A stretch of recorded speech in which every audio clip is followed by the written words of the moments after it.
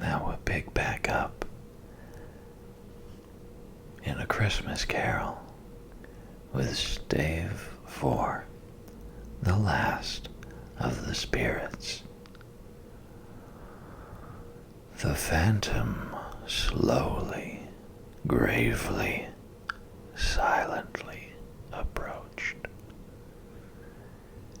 When it came near him, Scrooge bent down upon his knee, for in the very air through which this spirit moved, it seemed to scatter gloom and mystery.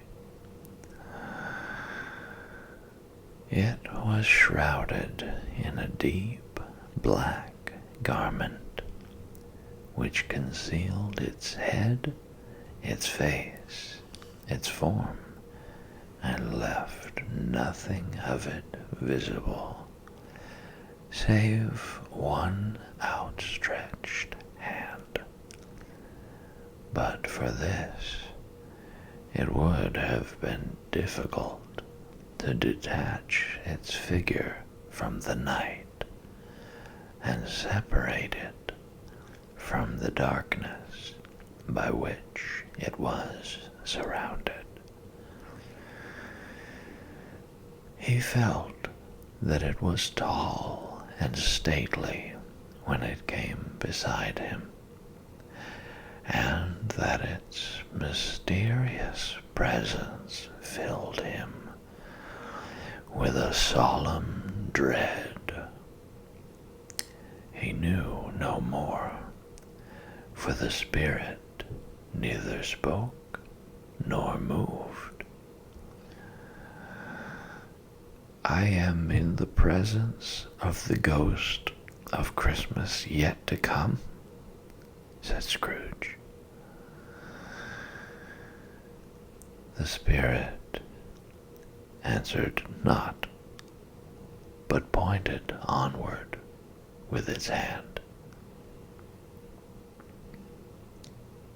"You are about to show me shadows of the things that have not happened, but will happen in the time before us," Scrooge pursued. "Is that so, spirit?" The upper portion of the garment was contracted for an instant in its folds, as if the spirit had inclined its head. That was the only answer he received. Although well used to ghostly company by this time, Scrooge feared the silent shape so much that his legs trembled beneath him, and he found that he could hardly stand when he prepared to follow it. The spirit paused a moment, as observing his condition and giving him time to recover. But Scrooge was all the worse for this. It thrilled him with a vague, uncertain horror to know that behind the dusky shroud there were ghostly eyes intently fixed upon him, while he, though he stretched his own to the utmost, could see nothing but a spectral hand and one great heap of black. "Ghost of the future," he exclaimed, "I fear you more than any spectre I have seen. But as I know your purpose is to do me good, and as I hope to live to be another man from what I was, I am prepared to bear your company, and do it with a thankful heart. Will you not speak to me?" It gave him no reply. The hand was pointed straight before them. "Lead on," said Scrooge. "Lead on. The night is waning fast, and it is precious time to me, I know. Lead on, spirit." The phantom moved away as it had come towards him. Scrooge followed in the shadow of its dress, which bore him up, he thought, and carried him along. They scarcely seemed to enter the city, for the city rather seemed to spring up about them and encompass them of its own act. But there they were, in the heart of it, on 'change amongst the merchants, who hurried up and down and chinked the money in their pockets and conversed in groups and looked at their watches and trifled thoughtfully with their great gold seals, and so forth, as Scrooge had seen them often. The spirit stopped beside one little knot of businessmen. Observing that the hand was pointed to them, Scrooge advanced to listen to their talk. "No," said a great fat man with a monstrous chin. "I don't know much about it either way. I only know he's dead." "When did he die?" inquired another. "Last night, I believe." "Why, what was the matter with him?" asked a third, taking a vast quantity of snuff out of a very large snuff-box. "I thought he'd never die." "God knows," said the first, with a yawn. "What has he done with his money?" asked a red-faced gentleman with a pendulous excrescence on the end of his nose that shook like the gills of a turkey-cock.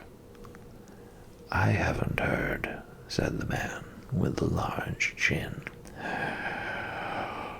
yawning again.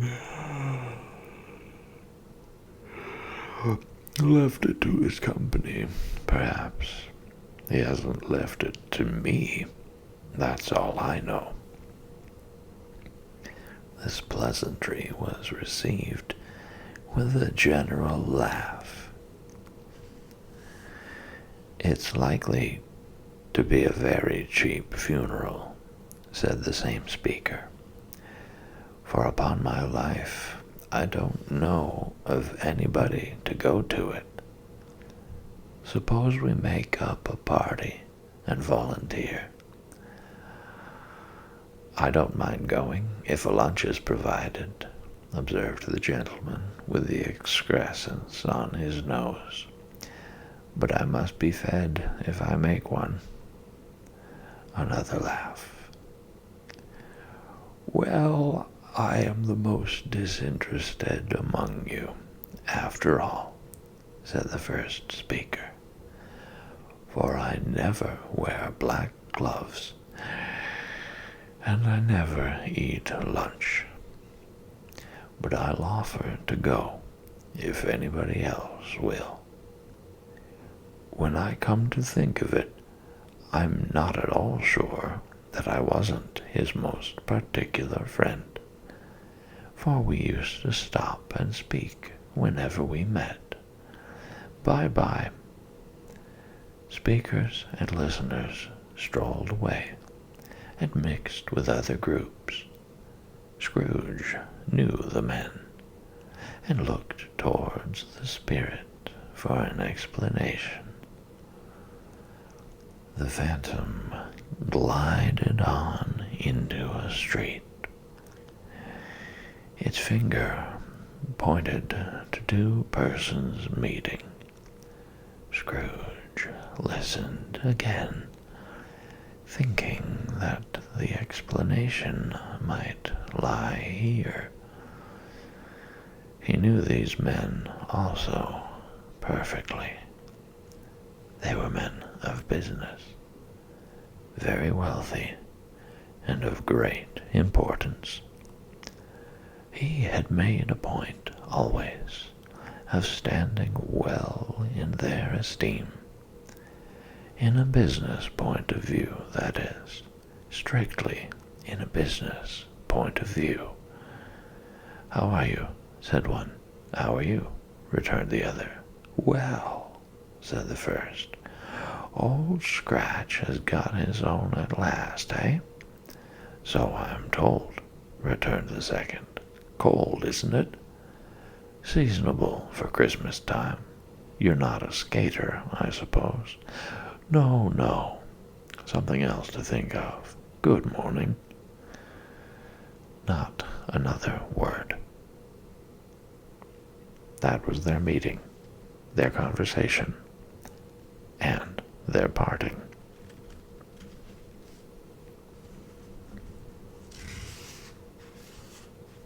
Scrooge was at first inclined to be surprised that the spirit should attach importance to conversations apparently so trivial. But feeling assured that they must have some hidden purpose, he set himself to consider what it was likely to be. They could scarcely be supposed to have any bearing on the death of Jacob, his old partner, for that was past, and this ghost's province was the future. Nor could he think of any one immediately connected with himself, to whom he could apply them, but nothing doubting that to whomsoever they applied, they had some latent moral for his own improvement. He resolved to treasure up every word he heard, and everything he saw, and especially to observe the shadow of himself when it appeared. For he had an expectation that the conduct of his future self would give him the clue he missed, and would render the solution of these riddles easy.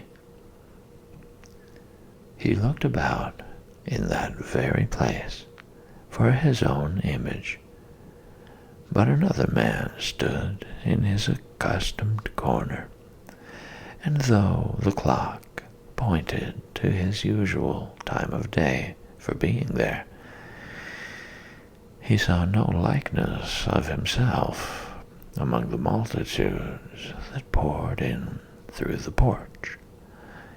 It gave him little surprise, however, for he had been revolving in his mind a change of life, and thought and hoped he saw his newborn resolutions carried out in this.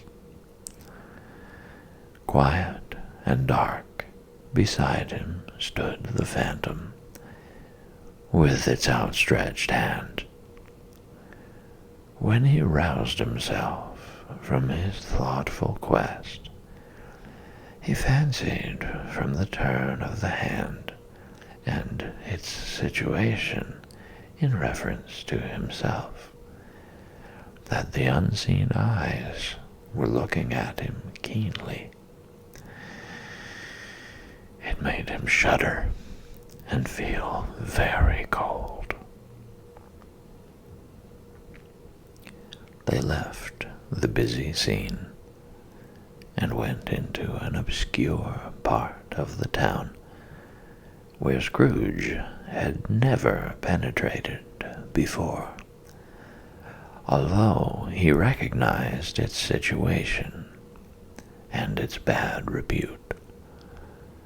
The ways were foul and narrow, the shops and houses wretched, the people half-naked, drunken, slipshod, ugly.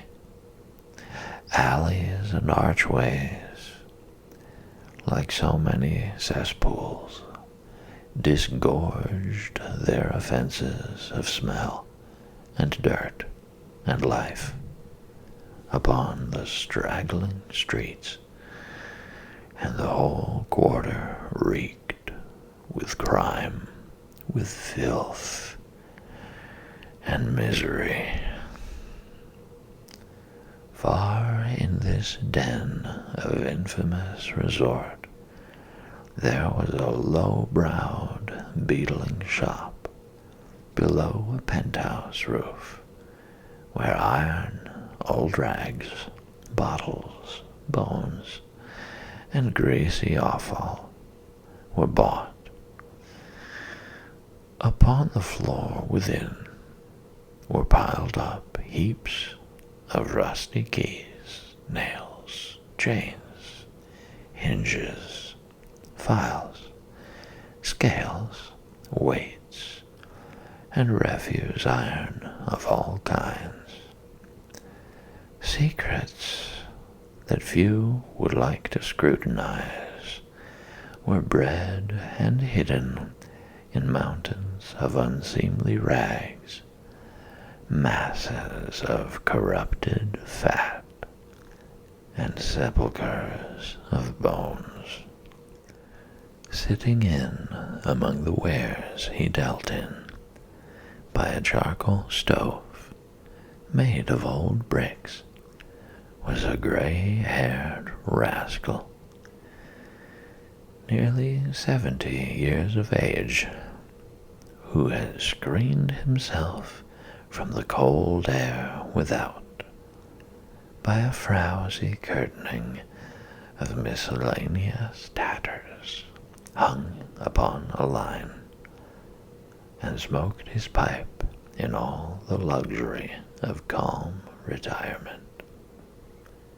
Scrooge and the Phantom came into the presence of this man, just as a woman with a heavy bundle slunk into the shop.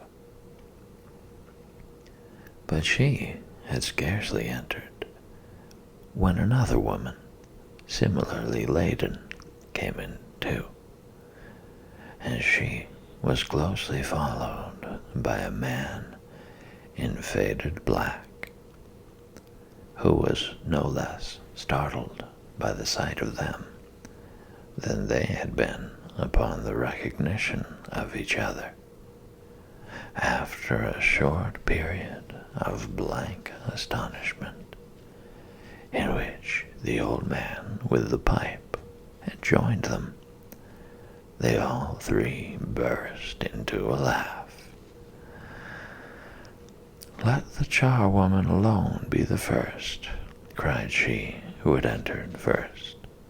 "Let the laundress alone to be the second, and let the undertaker's man alone to be the third. Look here, old Joe, here's a chance. If we haven't all three met here without meaning it, you couldn't have met in a better place," said old Joe, removing his pipe from his mouth. "Come into the parlor. You were made free of it long ago, you know, and the other two ain't strangers. Stop till I shut the door of the shop. How it shrieks! There ain't such a rusty bit of metal in the place as its own hinges, I believe, and I'm sure there's no such old bones here as mine. We're all suitable to our calling. We're well matched. Come into the parlor. Come into the parlor. The parlor was the space behind the screen of rags. The old man raked the fire together with an old stair rod, and having trimmed his smoky lamp, for it was night, with the stem of his pipe, put it in his mouth again.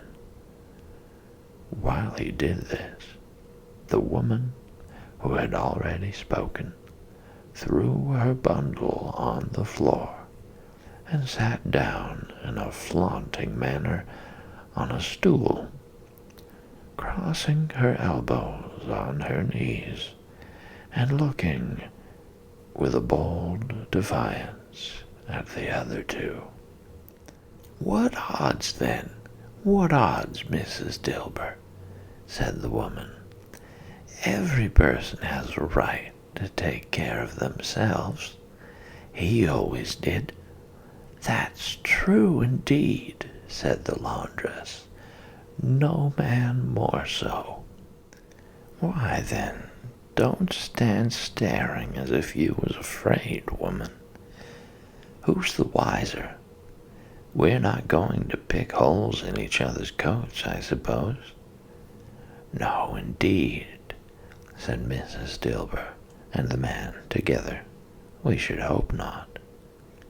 "Very well, then," cried the woman. "That's enough. Who's the worse for a loss of a few things like these? Not a dead man, I suppose?" "No, indeed," said Mrs. Dilber, laughing. "If he wanted to keep him after he was dead, a wicked old screw," pursued the woman. "Why wasn't he natural in his lifetime? If he had been, he'd have had somebody to look after him when he was struck with death, instead of lying gasping out his last there, alone by himself. It's the truest word that ever was spoke," said Mrs. Dilber. "It's a judgment on him." "I wish it was a little heavier judgment," replied the woman. "And it should have been, you may depend upon it, if I could have laid my hands on anything else. Open that bundle, old Joe, and let me know the value of it. Speak out plain. I'm not afraid to be the first, nor afraid for them to see it. We knew pretty well that we were helping ourselves before we met here, I believe. It's no sin. Open the bundle, Joe." But the gallantry of her friends would not allow of this, and the man in faded black, mounting the breach first, produced his plunder. It was not extensive. A seal or two, a pencil case, a pair of sleeve buttons, and a brooch of no great value were all. They were severally examined and appraised by old Joe, who chalked the sums he was disposed to give for each upon the wall, and added them up into a total when he found there was nothing more to come. "That's your account," said Joe, "and I wouldn't give another sixpence if I was to be boiled for not doing it. Who's next?" Mrs. Dilber was next. Sheets and towels, a little wearing apparel, 2 old-fashioned silver teaspoons, a pair of sugar tongs, and a few boots. Her account was stated on the wall in the same manner. "I always give too much to ladies. It's a weakness of mine, and that's the way I ruin myself," said old Joe. "That's your account.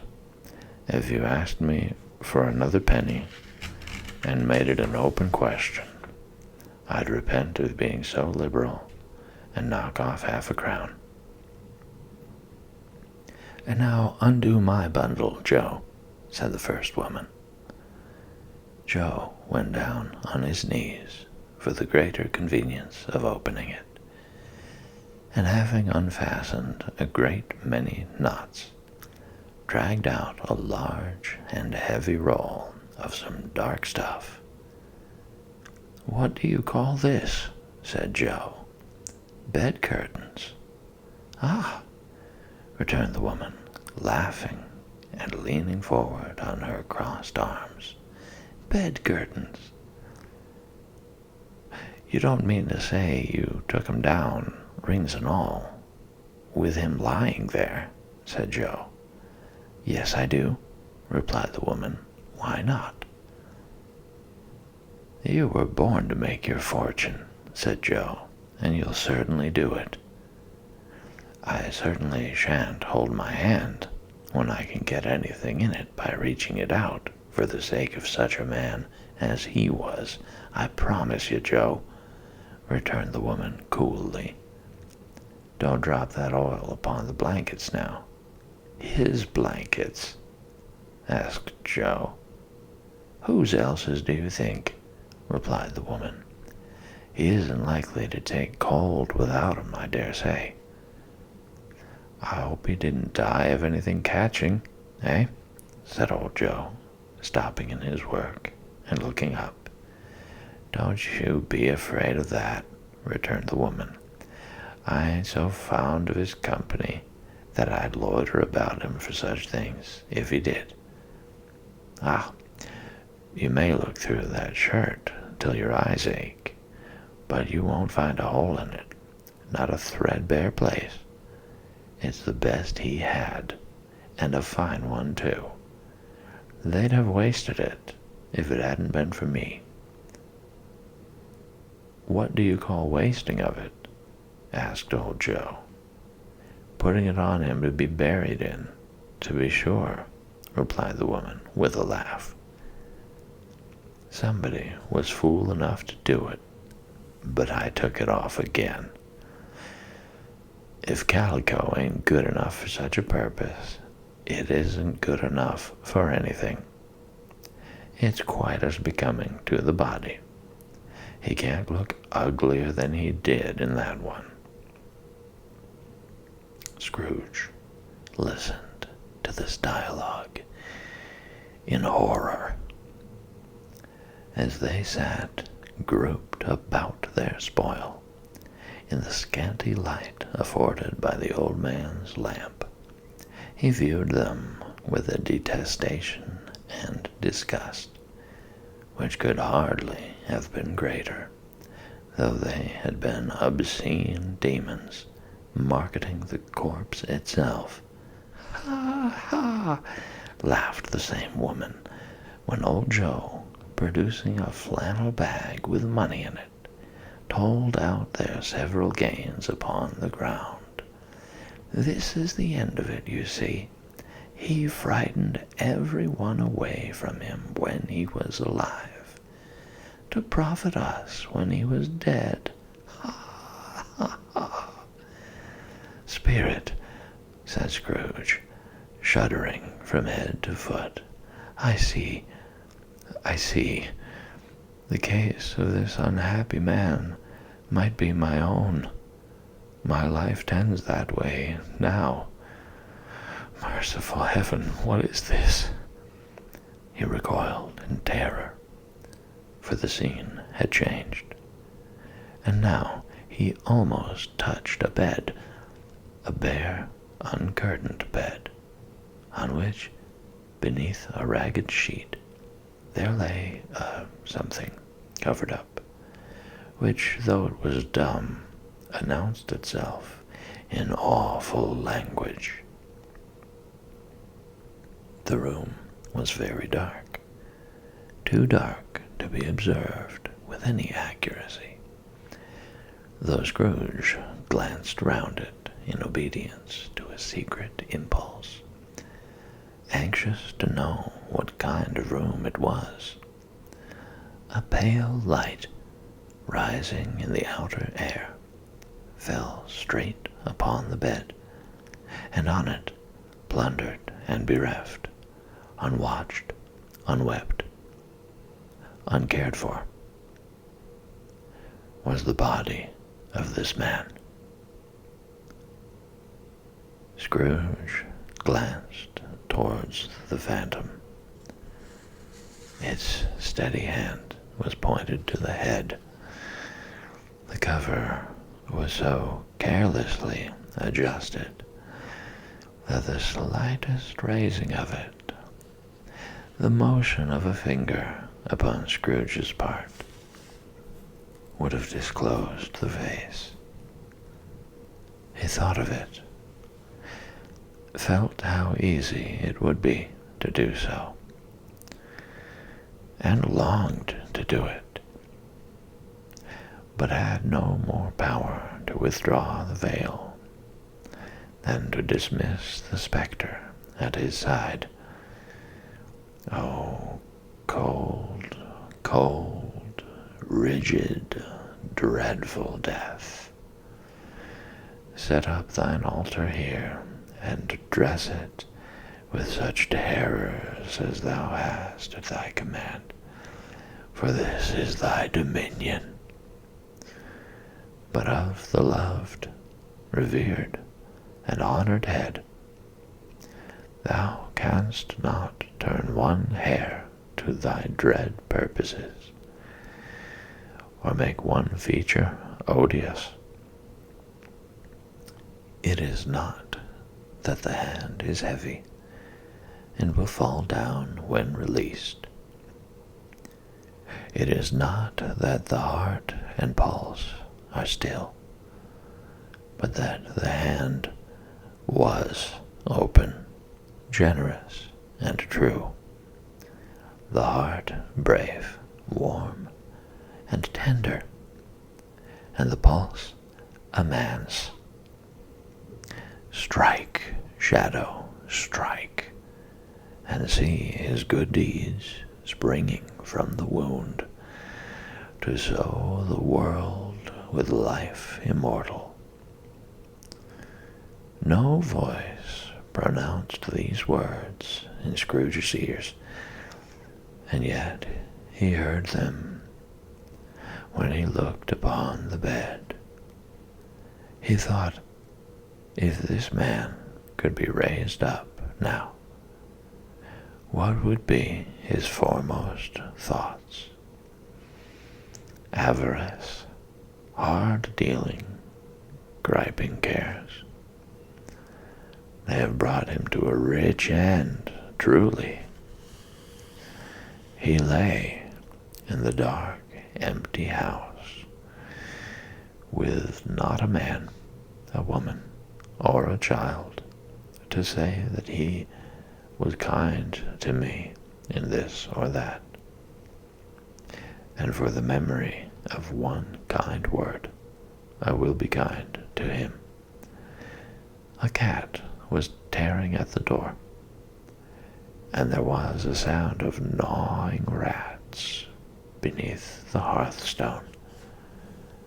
What they wanted in the room of death, and why they were so restless and disturbed, Scrooge did not dare to think. "Spirit," he said, "this is a fearful place. In leaving it, I shall not leave its lesson, trust me. Let us go." Still the ghost pointed with an unmoved finger to the head. "I understand you," Scrooge returned, "and I would do it if I could. But I have not the power, Spirit. I have not the power."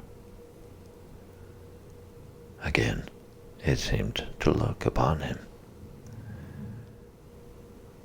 "If there is any person in the town who feels emotion caused by this man's death," said Scrooge quite agonized.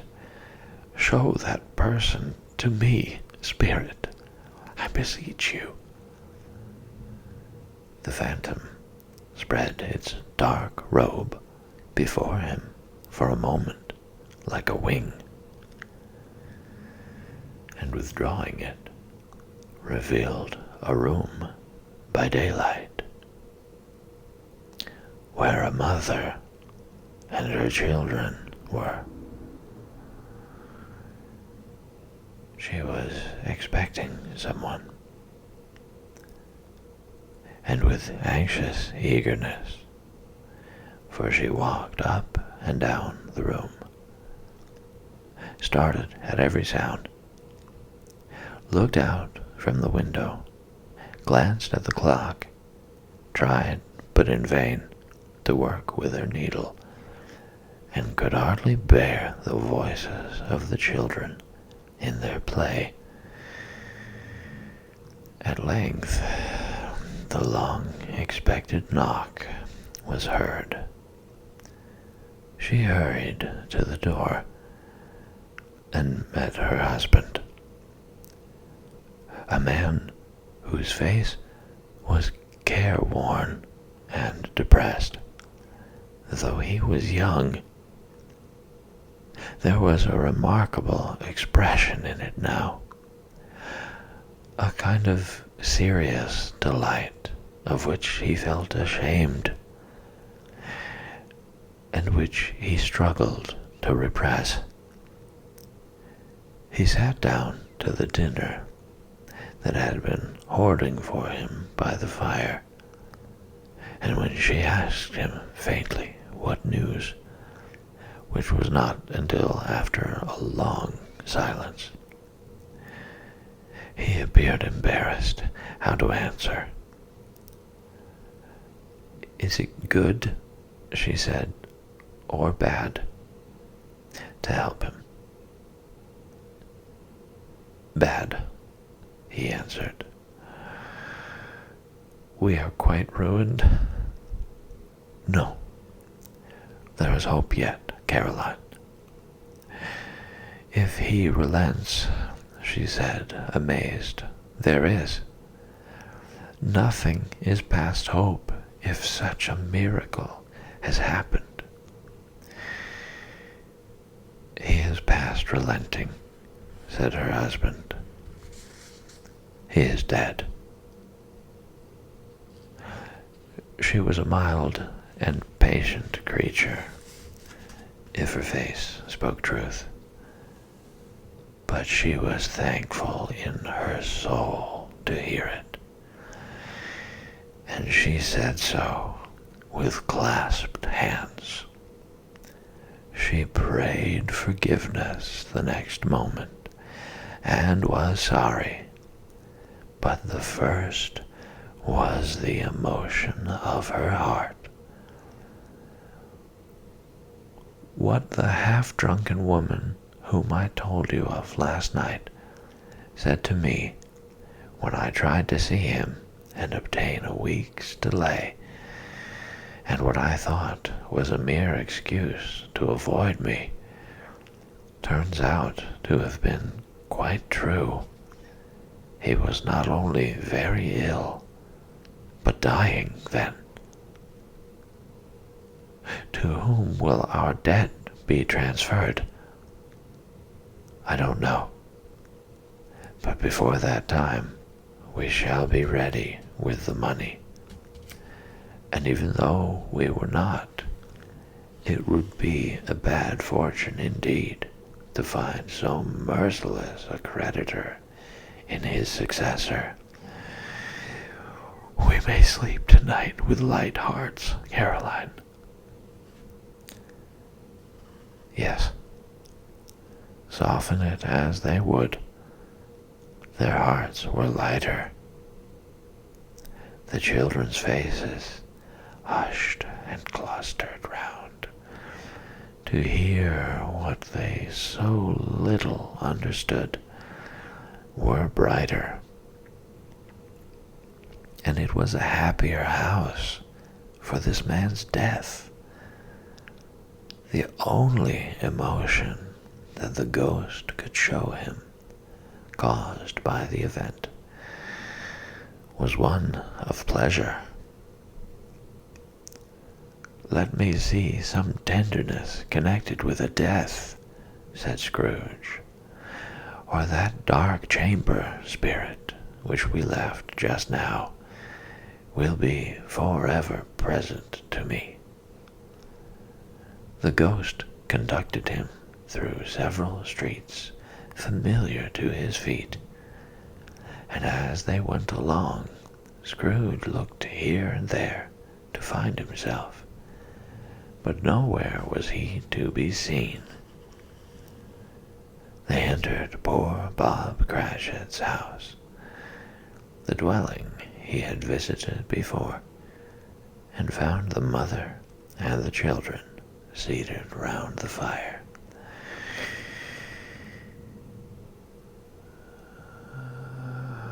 Quiet. Very quiet. The noisy little Cratchits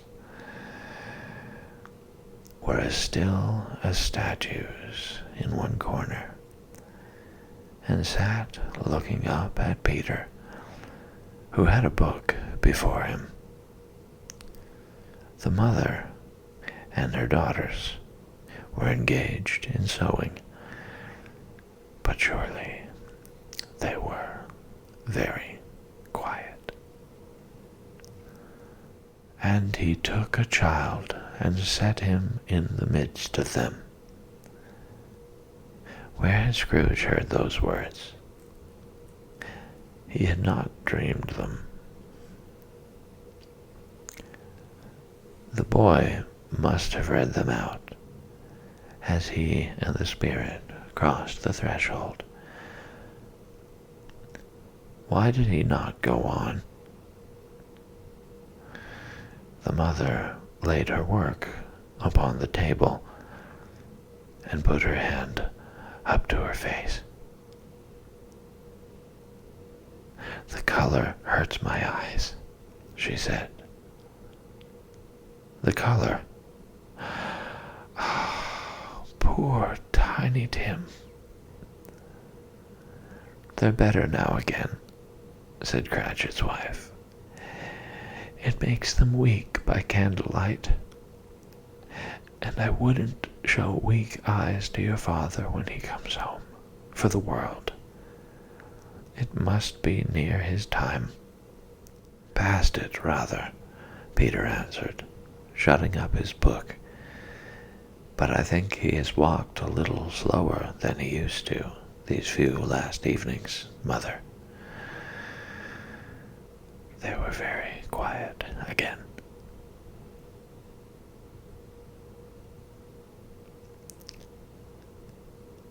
"At last," she said, and in a steady, cheerful voice that only faltered once, I have known him walk with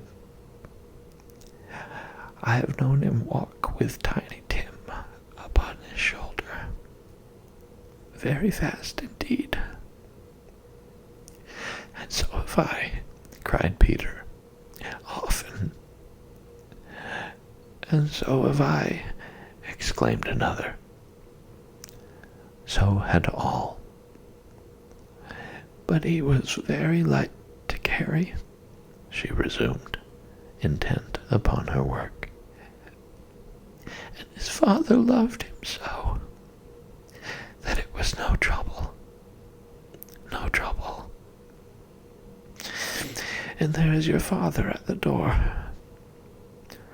She hurried out to meet him, and little Bob in his comforter, he had need of it, poor fellow, came in. His tea was ready for him on the hob, and they all tried who should help him do it most. Then the two young Cratchits got upon his knees and laid each child a little cheek against his face, as if they said, "Don't mind it, Father. Don't be grieved. Bob was very cheerful with them, and spoke pleasantly to all the family. He looked at the work upon the table, and praised the industry and speed of Mrs. Cratchit and the girls. They would be done long before Sunday, he said. Sunday? You went today then, Robert, said his wife. Yes, my dear, returned Bob. I wish you could have gone. It would have done you good to see how green a place it is. But you'll see it often. I promised him that I would walk there on a Sunday. My little child, cried Bob. My little child. He broke down all at once. He couldn't help it. If he could have helped it, he and his child would have been farther apart, perhaps, than they were. He left the room and went upstairs into the room above, which was lighted cheerfully and hung with Christmas. There was a chair set close beside the child, and there were signs of someone having been there lately. Poor Bob sat down in it, and when he had thought a little and composed himself, he kissed the little face. He was reconciled to what had happened, and went down again quite happy. They drew about the fire and talked, the girls and mother working still. Bob told them of the extraordinary kindness of Mr. Scrooge's nephew, whom he had scarcely seen but once, and who, meeting him in the street that day, and seeing that he looked just a little down, you know, said Bob, inquired what had happened to distress him.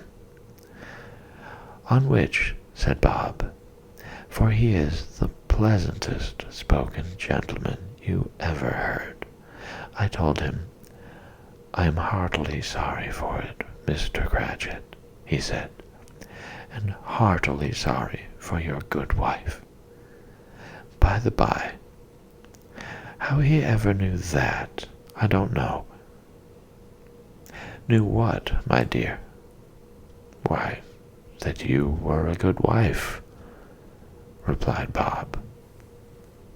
Everybody knows that, said Peter. Very well observed, my boy, cried Bob. I hope they do. Heartily sorry, he said, for your good wife. If I can be of service to you in any way, he said, giving me his card. That's where I live. Pray come to me.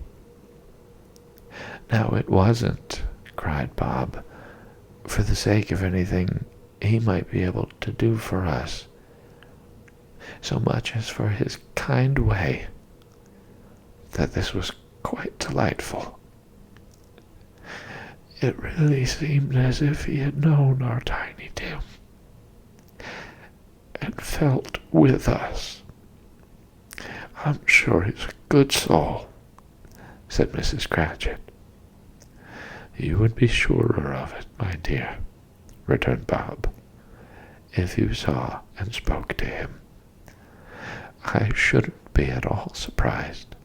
Mark what I say, if he got Peter a better situation. Only hear that, Peter, said Mrs. Cratchit.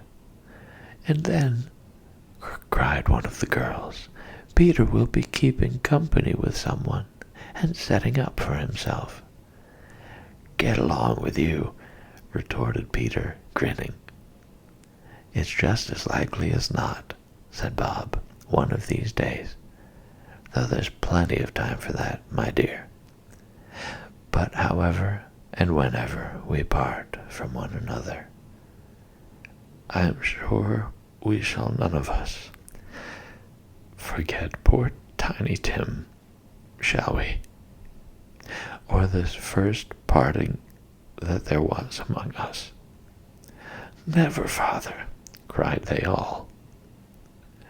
And I know, said Bob, I know, my dears, that when we recollect how patient and how mild he was, although he was a little child, we shall not quarrel easily among ourselves, and forget poor Tiny Tim in doing it. No, never, father, they all cried again. I am very happy, said little Bob. I am very happy. Mrs. Cratchit kissed him. His daughters kissed him. The two young Cratchits kissed him, and Peter and himself shook hands. Spirit of Tiny Tim, thy childish essence was from God. Spectre, said Scrooge, something informs me that our parting moment is at hand. I know it, but I know not how. Tell me what man that was whom we saw lying dead. The ghost of Christmas yet to come conveyed him as before, though at a different time, he thought. Indeed, there seemed no order in these latter visions, save that they were in the future, into the resorts of business men, but showed him not himself. Indeed, the spirit did not stay for anything, but went straight on, as to the end just now desired, until besought by Scrooge to tarry for a moment. This court, said Scrooge, through which we hurry now, is where my place of occupation is, and has been for a length of time. I see the house. Let me behold what I shall be in days to come. The spirit stopped. The hand was pointed elsewhere. The house is yonder, Scrooge exclaimed. Why do you point away? The inexorable finger underwent no change. Scrooge hastened to the window of his office and looked in.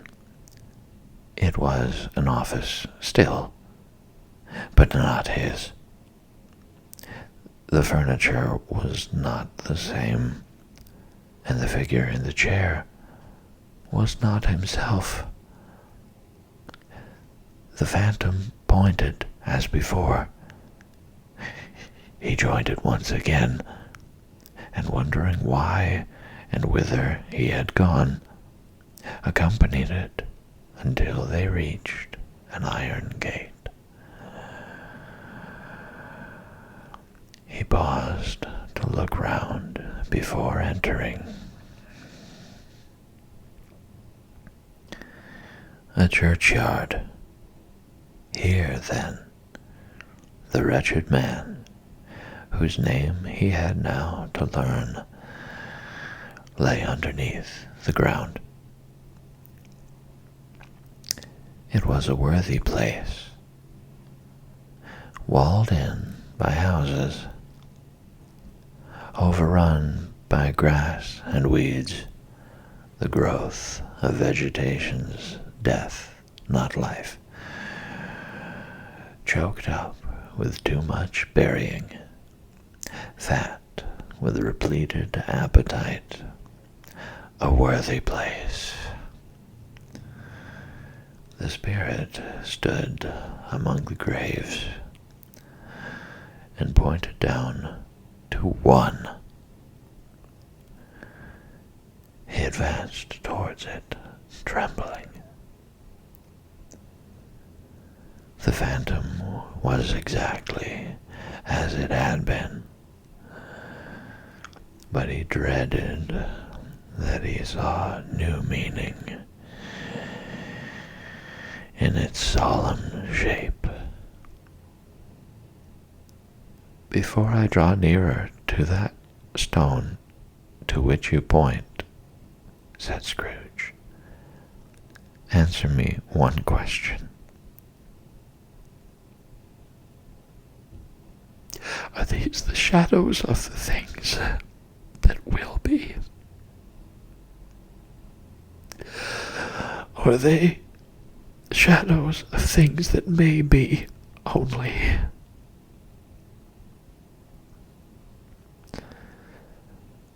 Still the ghost pointed downward to the grave by which it stood.